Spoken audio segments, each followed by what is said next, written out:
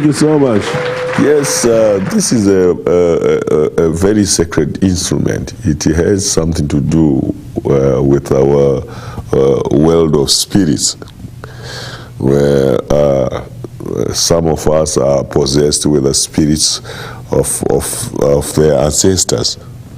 And mbira is their music, is that their major instrument. You don't go wrong about that, and because there are those who we call rainmakers. Those are medium spirits with the powers. Who can predict the rain. Predict rain and do other things like that, and they'll even tell you what the situation will be like in the country, and those are called the medium spirits. And the mbira itself is their secret instrument. That is, I mean, that music, the mbira music, is their music, which they use to call the spirits, and call the ancestors. They call the ancestors and the spirits. Whenever they gather around in a big hut, everyone is there. Where there are a lot of mbira players. Maybe you would find 10 of them. Wow. Yes, playing for the medium spirits. And that involves a long apprenticeship, doesn't it? To learn to play the mbira as a spiritual instrument, calling the mediums. One medium or one master would teach younger people and students. Oh yeah. Is that how you learned about music when you were in the village, in the rural area? Well, in the rural area, there was what they used to call the music of the youth. Oh, okay. Yes, because the mbira music is not for the youth. Yes. It's for the medium spirits. Yes. And the youth had their own type of music.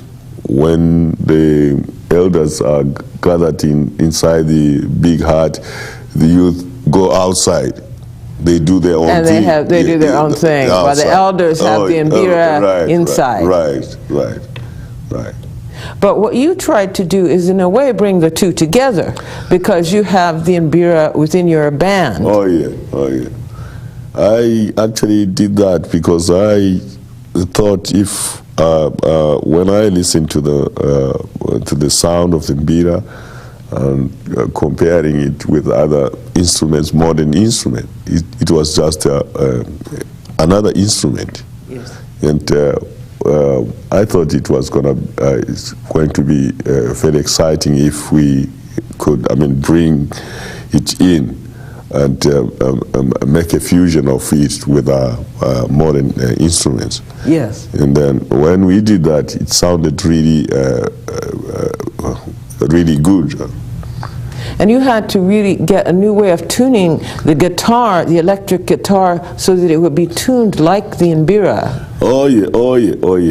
We have to, because as you know, the mbira hasn't got many keys. Yes. It has very few keys. Like today, with the guys that we have who are playing this instrument, they have many of them on stage, so that when you change keys, they will just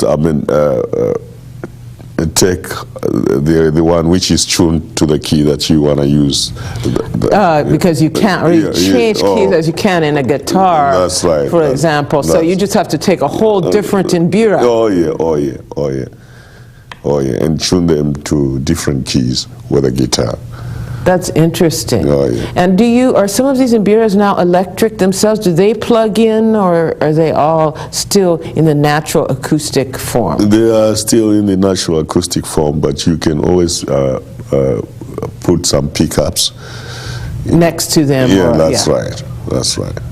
And what about the outside of the gourd? Is that ever used for drumming purposes, or is that only used as a kind of a resonance? Yeah, it's not for drumming. It's not for drumming. It's just to make the echo That's right, resonance that's sound right. for the mbira, to increase the mbira sound. That's right. And then there will be the Coca-Cola bottles or the shells outside that will make the rattle. The rattle. It's really impressive.